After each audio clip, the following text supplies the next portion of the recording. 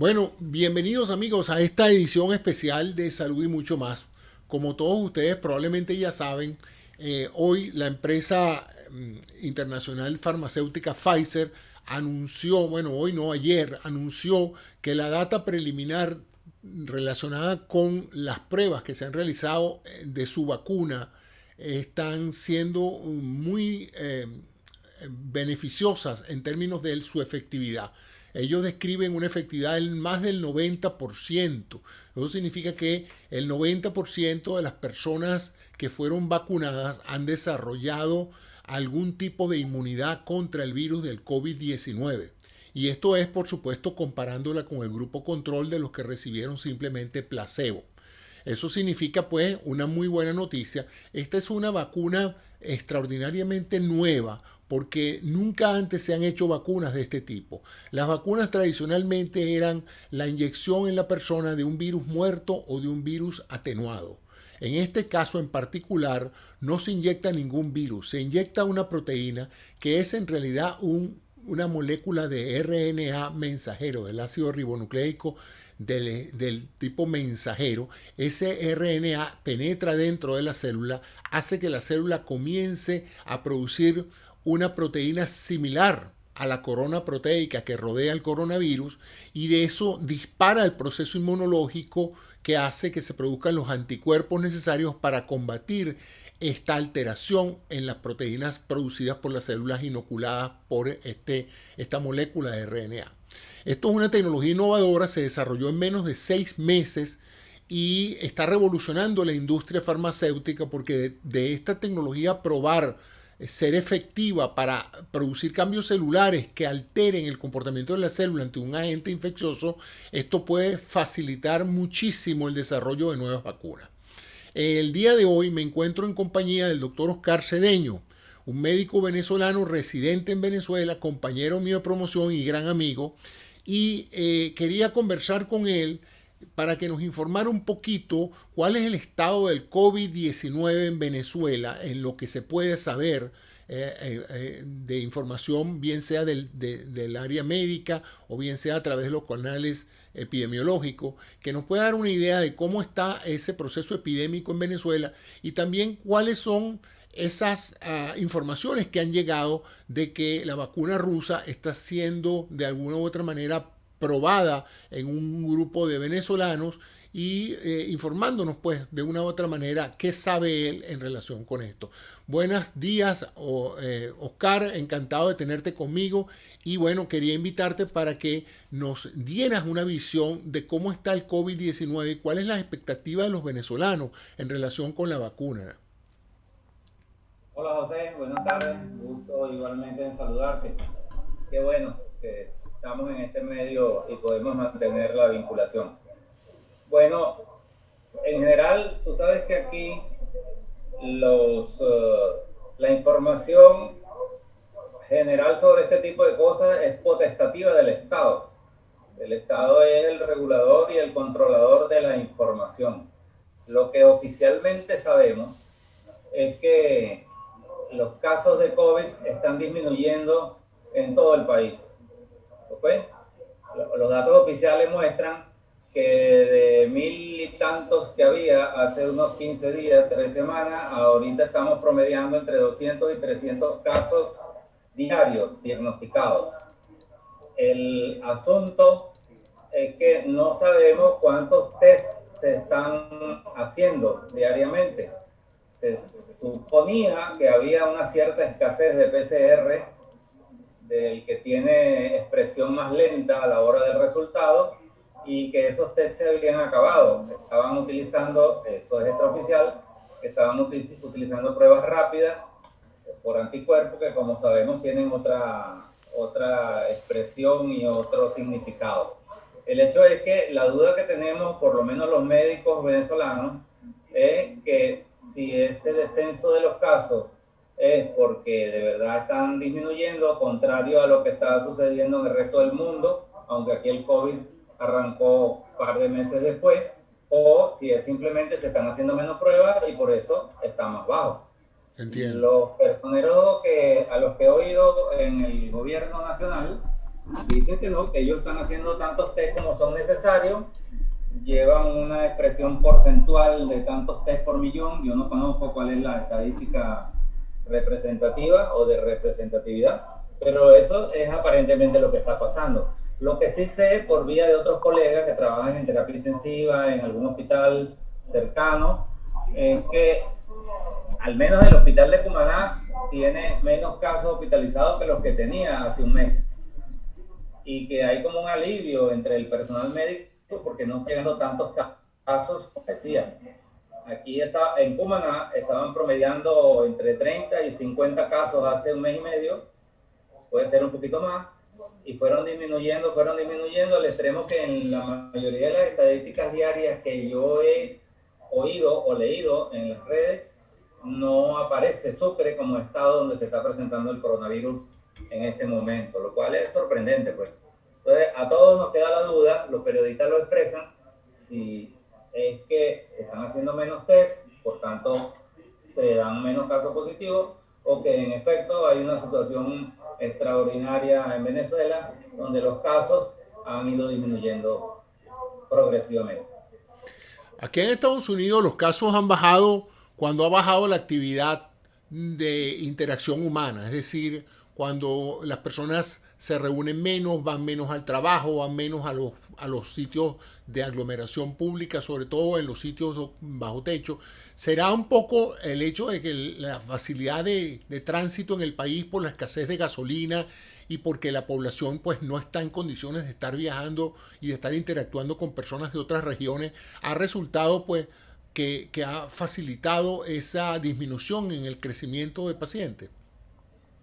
Sí, es probable que sí, porque todos esos factores se han sumado, como al principio, por eso hubo un retardo en el inicio de la epidemia o de la pandemia aquí en Venezuela, porque prácticamente no había vuelos, etcétera. El problema de la gasolina estaba en una situación más crítica que actual, y es posible que así sea, de modo tal que no me extraña que esa sea una de las causas.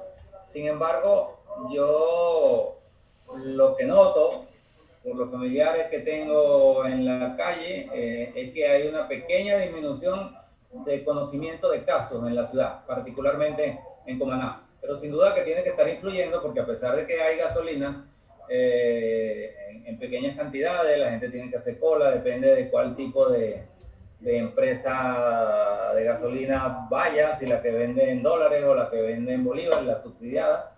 Si es la subsidiada, las colas son muy largas y hay gente compartiendo ahí y conversan y todo eso. Y la otra, que es más corta, que son de 3 4 horas, es la cola donde se compra en dólares. Venden la gasolina a $0.50 el litro, y es la que se consigue. Eso ha aumentado un poquito la movilización. Pero sí, la mayoría de la gente se está movilizando poco. Caramba, me sorprende, a $0.50 el litro está al precio de Miami, ¿no? Prácticamente, porque un galón son más o menos 4 litros y sería entonces $2 el litro, el galón, ¿no? Eso es más o menos lo que está costando la gasolina aquí. ¿Cómo hace la gente Sí. venezolana para adquirir la gasolina a ese precio, Caro? Bueno, comprando 10 litros, comprando 5 litros, o sea, comprando como en bodega lo que pueden, porque como la economía está, de hecho, está dolarizada. Aquí nadie te da precios ni los sostiene, menos los sostiene.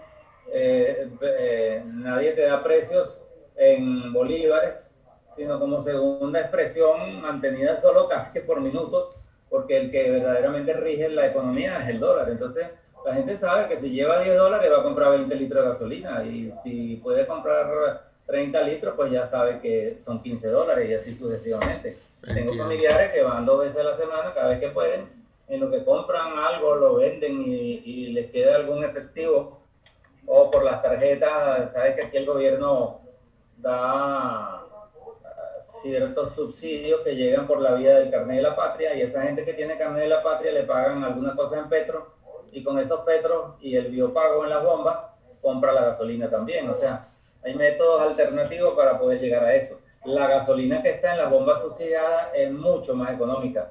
No me acuerdo ahorita el precio porque yo no estoy usando el carro, quien lo utiliza es un familiar, y no sé cuál es el precio, realmente no lo tengo claro. Oscar, qué se sabe del protocolo de investigación de la vacuna rusa en Venezuela?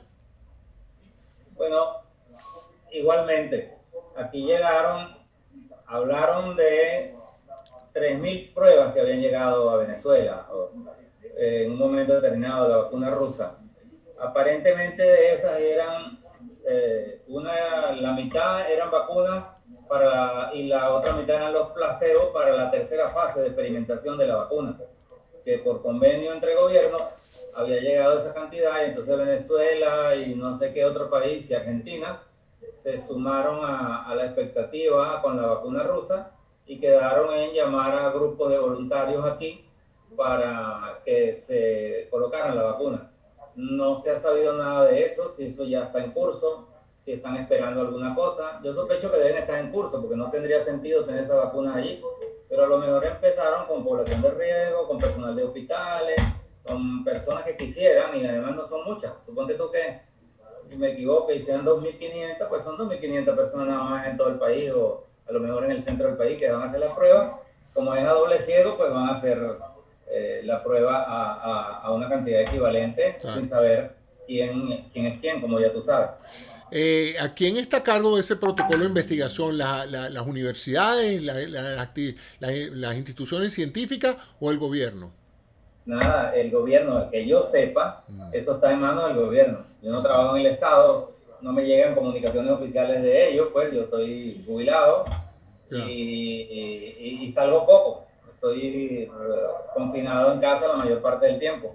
Entonces no tengo noticias más allá de las que llegan por las redes y los pocos diarios digitales que aquí hay, porque no hay prensa escrita, sino excepcionalmente del Universal, que se supone que lo compraron personas afectas al gobierno, y todo lo demás de la prensa es digital, o los canales de televisión muchas veces del exterior. Está bien.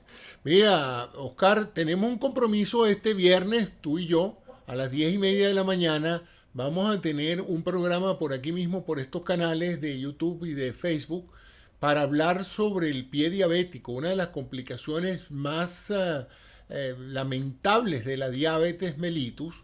Y tú como especialista en ese campo, como cirujano ortopédico que has visto y has recibido tanto paciente afectado por esta complicación de la diabetes, vamos a hablar entonces en ocasión del Día Mundial de la Diabetes. ¿Qué tú nos comentas por adelantado que puede resultar de mucho interés para los que nos están escuchando, de sintonizarnos el próximo viernes a las 10:30 de la mañana para hablar sobre este tema tan importante para aquellas familias que tienen familiares diabéticos? Bueno, bien, gracias, José. En primer lugar, porque el Día Mundial de la Diabetes, que así se llama, yo sin embargo me atrevo a llamarlo el Día Mundial de la Lucha contra la Diabetes, pero se define como el Día Mundial de la Diabetes. Se conmemora el día sábado. Sin embargo, por razones prácticas, ese día hay muchos eventos, es posible que las redes estén copadas. Creo que es bien conveniente esa decisión de hacerlo el día 13. Lo que he sabido sobre la diabetes, o la diabetes, uno todavía aquí en Venezuela tiene la tendencia a decir diabetes, pero en verdad es diabetes. Es que ella es causante de demasiados problemas, y en muchos países del mundo es la primera causa de mortalidad por su asociación con los problemas cardiovasculares, vasculares cerebrales y todos los sistemas que son atacados por ella. Pero el pie diabético es un gravísimo problema, porque al hecho médico se suma el problema social. ¿Cuánto afecta a la persona?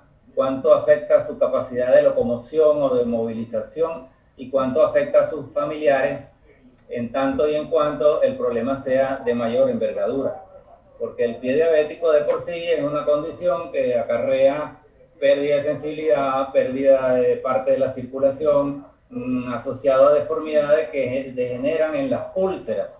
Y son las úlceras y las fisuras en la piel del pie, en último caso, las que llevan a la infección, y junto con esa infección es muy fácil que se haga más profunda la invasión de los tejidos, que se genere más necrosis, que se generen más problemas, Y una cosa que pasa es que el pie del diabético está como en un equilibrio de caminar sobre un alambre, como pudiera decirse, y él, mientras no lo agredan, mientras no se traumatice, mientras no se infecte, mantiene su homeostasis. Pero cuando se pierde eso, se pierde la protección de la piel, cuando se hace una úlcera, se hace un hematoma, una flictena, es muy fácil, por la baja inmunidad celular que tienen los diabéticos, que se produzcan complicaciones que pueden ser muy grandes. De hecho, la diabetes, el pie diabético propiamente dicho, es la segunda causa de amputación en el mundo después de los accidentes de tránsito. Imagínate tú. Bueno, este Sí, viernes entonces estaremos hablando de eso y de si muchas Dios otras quiere. cosas más y espero tenerte con frecuencia aquí en este espacio de información y opinión sobre temas de salud, que lo he llamado salud y mucho más, porque hablamos de salud y también hablamos de muchas otras cosas que probablemente la gente no asocia con la salud, pero que son igualmente importantes. Y Y vamos a hablar también y muy especialmente de prevención, José, porque el asunto es más que describir la gravedad del problema, es decir, qué podemos hacer los diabéticos y los que no para prevenir las lesiones de los pies. así es. Bueno, mira, en Venezuela se está presentando una situación interesante desde el punto de vista epidemiológico y es el hecho de que tú sabes que aquí en Estados Unidos tenemos una epidemia de obesidad. De obesidad que va desde la obesidad infantil y con esa epidemia de obesidad viene en conjunto una epidemia de diabetes tipo 2. O sea, literalmente aquí quien no está tomando menformina por prediabético la está tomando por diabético, ¿no? O sea que el problema ha adquirido una gran preocupación porque dentro de varias décadas todas esas personas que están ahorita diabéticas, bien controladas o mal controladas, van a empezar a tener posiblemente las complicaciones de la diabetes. El caso, extendiendo este concepto de la secuencia de obesidad, síndrome metabólico y diabetes tipo 2, en Venezuela se ha presentado una situación interesante con el problema de la ingesta calórica, que ha bajado bastante para la gran cantidad de la población. ¿Cómo está en este momento la situación de la proporción de diabéticos en la población? ¿Ha bajado, ha subido, se ha mantenido? Lo estoy diciendo como curioso, no sé en realidad cuál es el porcentaje de diabetes que hay en Venezuela, si ha subido o bajado, y cuál ha sido la posibilidad de los pacientes de adquirir la terapia de control de diabetes en Venezuela en este momento. Sí, bueno, en Venezuela la prevalencia de diabetes es aproximadamente un 9 a 10%, ha oscilado entre esas dos cifras, ¿ok? Se estima que podría haber aquí alrededor de entre 1.200 perdón, entre 1.200.000 y 2 millones de diabéticos, digamos que en el centro de eso. Eh, el problema inicial que hubo con la diabetes, muy grave, es que prácticamente todos los medicamentos aquí son importados. Y otra vez el privilegio de su compra e importación ha dependido del Estado. Y la mayor parte del diabético, de los diabéticos, especialmente los que aún siendo tipo 2 ya llegaron a la etapa en que son insulinodependientes, tienen que ir a los centros de distribución de insulina del Estado, donde antes se le entregaban regularmente las cantidades que podían necesitar, con sus altos y con sus bajos, pero le daban los tipos de insulina que necesitaba. Hubo un punto cero en 2019 que no había quien supliera la insulina y eso empezó a fallar. Igual todos los medicamentos antidiabéticos orales, que así se llaman. Entonces, cuando hubo la escasez violenta de medicina, hubo mucha gente que dejó de tomar tratamiento, mucha gente que no cumplía o que no tenía la insulina y eso se convirtió en un grave problema. Ahí hubo, pienso yo, sin que haya análisis estadístico, muchas complicaciones, a mi manera de ver, muchas personas que quizás tuvieron inconvenientes y hasta perdieron la vida por falta de tratamiento. Y ahora que han regresado parte de esos medicamentos, incluyendo la insulina, aunque menos se consigue, cuesta millones de bolívares, ¿ok? O cientos de dólares, y entonces la gente, la medicina está en la farmacia, pero tampoco la puede comprar. Entonces, una ampolla de Lantus, que es una marca comercial de insulina, que es la insulina de liberación prolongada, por llamarla yo así, estaba expresando los 2 millones de bolívares. Entonces, el problema ahora no es tanto que no haya medicamentos, sino que el paciente no dispone de los recursos para comprarlo, porque nuestro sueldo mínimo laboral en Venezuela se puso en este momento por debajo de $1 mensual. Yeah. Entonces, ni con 4 ni con 5, la gente solo está comprando la comida, que es lo que puede comprar, y las cosas indispensables. ¿Okay? Aquí la gente no está pagando luz, la gente no está pagando servicios, no está pagando agua, no está pagando teléfono ni nada, por decreto gubernamental, un poco para paliar la falta de liquidez, la falta de recursos. Y eso es grave.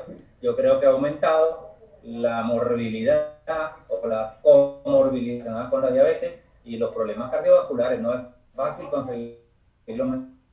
Está bien. Bueno, Oscar, te agradezco muchísimo toda esa información importante e interesante que nos has brindado y nos vemos entonces este viernes a las 10:30 de la mañana para hablar sobre el pie diabético. Te agradezco mucho, un saludo cordial a ti y a tu familia y bueno, seguimos en estas conversaciones por internet que nos han permitido después de muchos años de grabado volver a intercambiar como lo solíamos hacer cuando éramos unos muchachos. Que tengas entonces un feliz día y bueno, gracias amigos por esta oportunidad de llegar a ustedes. Muchas gracias a ti, José. Se cortó un poquito la contestación. Sí, sí. Bueno, muchas gracias a ti y bueno, y gracias a las personas que nos están escuchando y nos vemos entonces en otro episodio de Salud y mucho más. Muchas gracias, pues.